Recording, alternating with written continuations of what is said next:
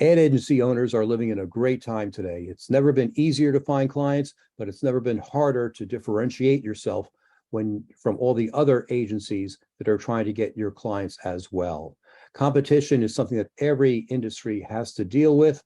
So how do you stand out as an agency owner? Well, there's a guy with a solution. His name is Henry Devries, and he's the author of a new book called Marketing with a Book for Agency Owners. And he will tell us his ways for agency owners to stand out and get the clients who are the right fit clients that can make your life a wonderful way to live. Welcome, Henry. Dan, it's so great to be here to talk to not only agency owners, but the same truth applies to consultants and business coaches and entrepreneurs and people who need to make a name out there for themselves. They're selling their brain power.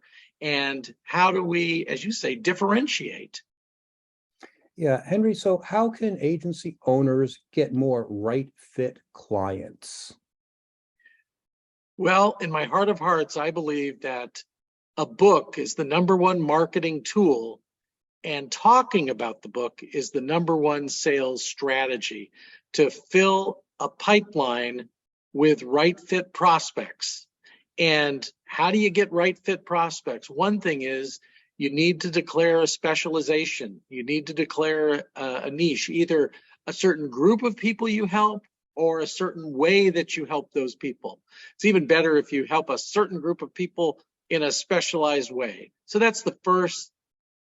The second is you have to prove to them that you are an expert, and you do that by sharing insights, by connecting the dots for them on what their pain is and how to solve that pain, and how you can tell stories of other people like them who you took them from mess to success. To quote an author I've published, Judy Carter, they're from problem to solution. And that proves that you have credibility and it'll give you impact and influence with that group. Well, we've talked about these ideas. How do you get those ideas into a format that a lot of people can see easily? Well, there are like 9 different ways to write a book. And I know, because Dan, you're an expert on this and you taught people how to write books. You can be interviewed on a book. You can draft it and have a developmental editor help you. You can be interviewed on podcasts and then turn your podcasts into a book. You can do a number of strategies to get the information out there. Basically, you're either teaching a problem-solving process, I call it a proprietary problem-solving process, or you're providing about 20 insights on the subject. In my book, Marketing with a Book for Agency Owners, it's 22 insights for writing the right book to find those right fit clients.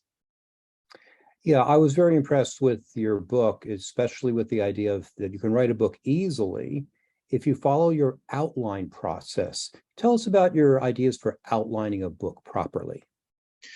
Well, first, you have to know what kind of story you're telling. People think that's for fiction, but it's also nonfiction. Is this a monster problem that could kill the business unless it's solved? Are you telling that story? Or are you telling a mystery? It's a mystery that a code needs to be cracked, a puzzle needs to be solved. You need to dial in the combination. Or is it a quest? It's about a journey, a prize. My book, How to Close a Deal Like Warren Buffett, is a quest book. It's the quest to be a deal maker like Warren Buffett. So you have to know which of the 8 great stories. Most people are telling a monster problem story, a mystery story, or a quest story. So once you have that, you know how the table of contents should lay out. That helps inform that. And basically, in the basic nonfiction tradition of problem solution, you're talking in part 1 about why is this a problem? Mm-hmm. Chapter 2 is how do you solve the problem in general? This part 2 of the book, usually chapters 3 to 8 or 3 to 10, where you've broken the problem solving into 6 to 8 steps. And each chapter is an essay on that step and how to do it. And then part 3 tends to be what's next. If it's a 10-chapter book, chapter 9, I think, is about sustaining the effort or building a culture. Chapter 10 is looking to the horizon or into the future. You're summarizing what the book said, and then you're raising some issues that you see on the horizon. That's the problem-solving book. The 22 insight books is very similar. Chapter 1 is a why chapter. Think of Simon and Sinek, his start with why. You start with why. And then 2, you give them an overview in general on how to solve this. It's even about pickleball. Why are you playing pickleball? Why do you want to play pickleball? Why is it good to play pickleball? And 2, how do you play pickleball? Dan's a pickleball expert. And then you'd break out some insights. And it's usually another 17 to 18 to 19 essays on the subject. And you connect dots for people. You give them insights and ahas that they don't have before. And then you need to wrap it up. You need to tie it all together. That was the formula for my Warren Buffett book. International bestseller from McGraw-Hill, now in Chinese. So yeah, with that book, it was 17 lessons from Warren Buffett. So we took a Warren Buffett principle, we told a Warren Buffett story, and then we expanded on it. My co-author was Tom Searcy. He's the lead author. He's famous for writing the book Whale Hunting. So he has 2 big bestsellers out there. And I was very happy to be with him on that journey on the Warren Buffett book. So how can agency owners get a book done? I mean, they're managing clients, they're managing administrative, they're managing people, they're dealing with all sorts of issues. They're crazy busy. How can an agency owner write a book? There's only 3 ways. 1, you get a ghostwriter who interviews you, pulls the information out, because you're too busy helping clients and managing staff. If you leave it to your spare time, the book will never get done. So that's one way they do it. There's a 3rd way where you go off in the woods, get a cabin, and don't come out till the book's done. I call that the misery approach after the Stephen King novel and movie. And, Kathy Bates with a sledgehammer optional. I don't recommend it. I have done it. People have hired me, and once I spent 6 days. I don't go to a mountain cabin. I like resorts.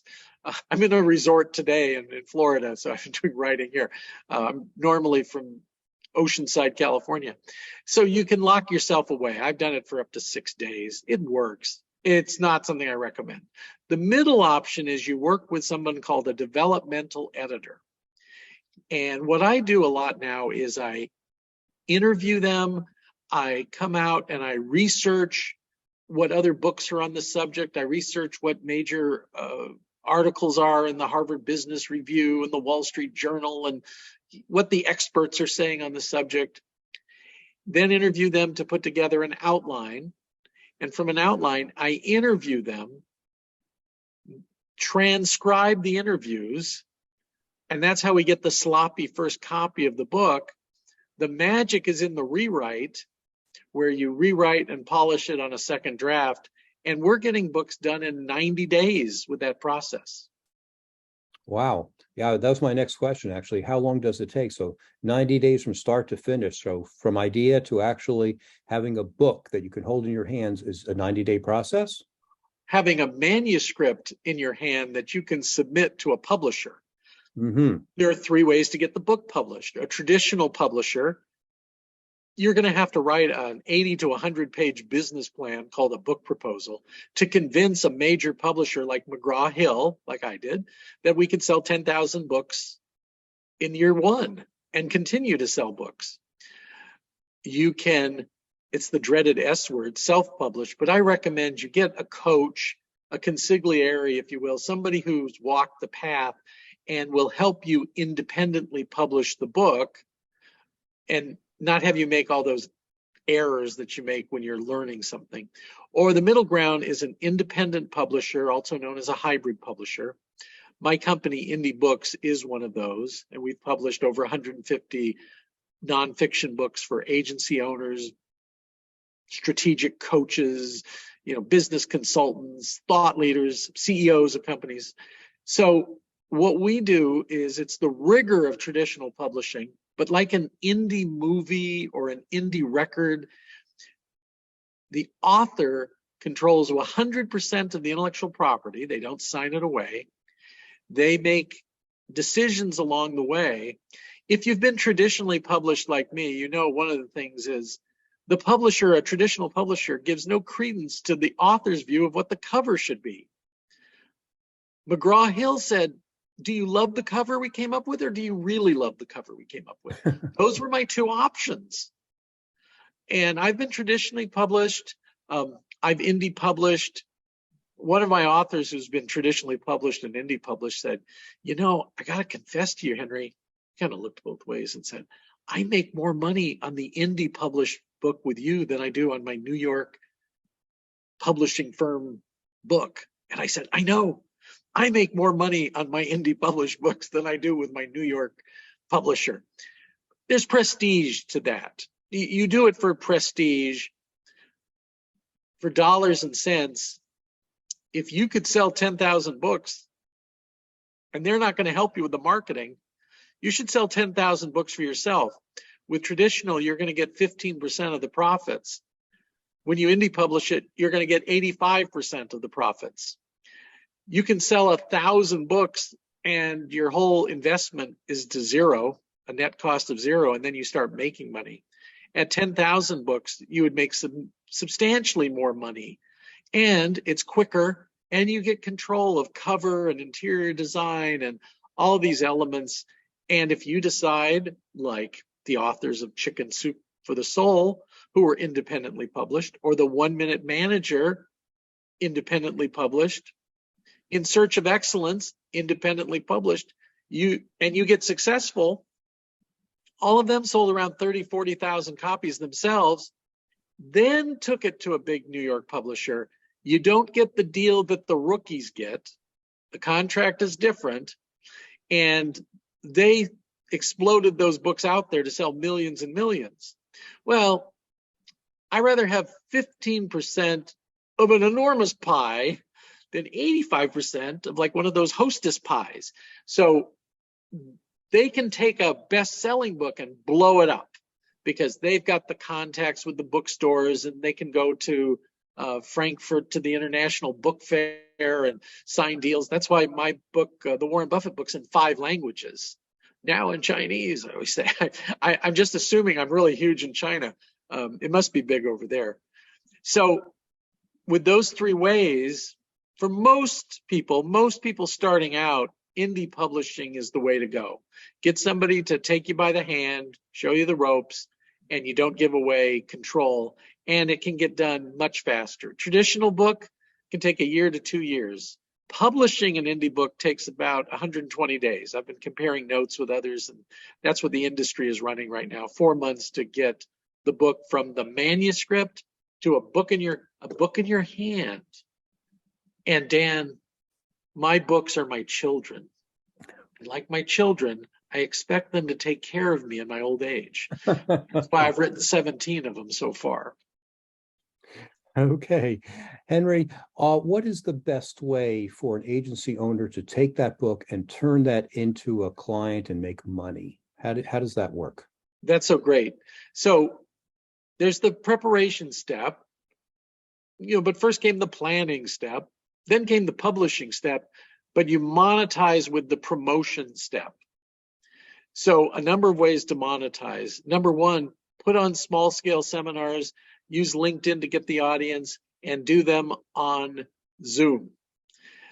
This has been such a boon, the development of LinkedIn and the development of Zoom, where we can do that.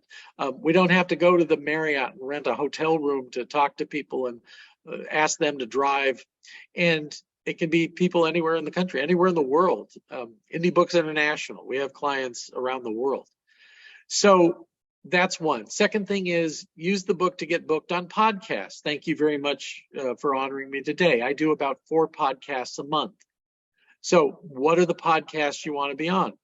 Where do your people go to get smarter? What podcasts do they listen to get smarter?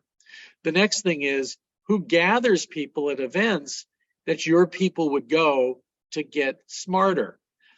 Network with them and get on their stages. For me, in May of this year, I'll be at the Agency Management Institute Build a Better Agency Summit.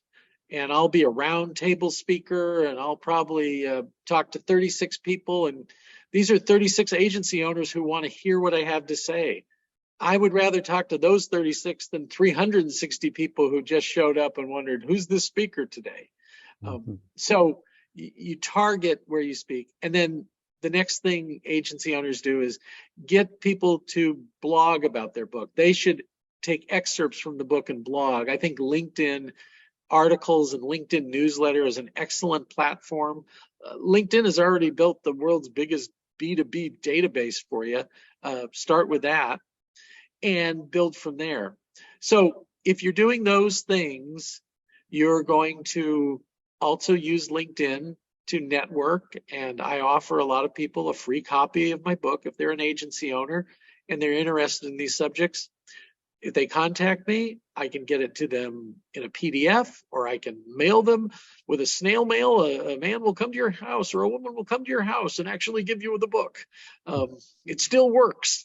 So those are all the ways that you monetize with it. So it's not selling the book for $20 and you make 15 or something. That's not the real play.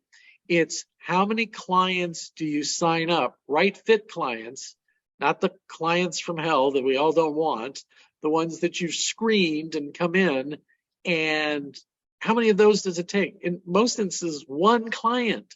I just had somebody this morning say, I just need one client from this and it paid for itself. Well, 2 would be better, right? Yeah, many would be more. So that's how you monetize the book. Fantastic. Henry, how can people get in touch with you? They can go to my website, which is, I have a couple, www.marketingwithabook.com. They can go to indiebooksintl.com. That's indie, INDIE. And then international is abbreviated as intl.com. So those 2 places have a learning center. They have event invitations. I speak a lot for no cost that people can hear about this. I do a weekly TV show for agency owners on how to make it rain. And I do a weekly newsletter on LinkedIn. So they can look for me on LinkedIn, Henry Devries, David, Edward, Victor, Robert, Ice, Edward, Sam, DeVries, a common Dutch name, but not so common in the US. So they can look for me on LinkedIn, and lots of articles and information there. And if somebody is serious about a book, I will give them a 30-minute strategy call, no cost, no selling zone.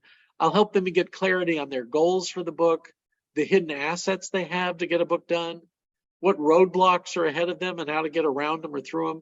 And then how have others gotten from where they are to where they want to go? It takes about 30 minutes, and it's one of my favorite things to do. Great. Thank you very much for sharing this valuable information. And everyone, get a copy of Marketing with a Book for agency owners. It can change your business and your life. Thanks again, everyone.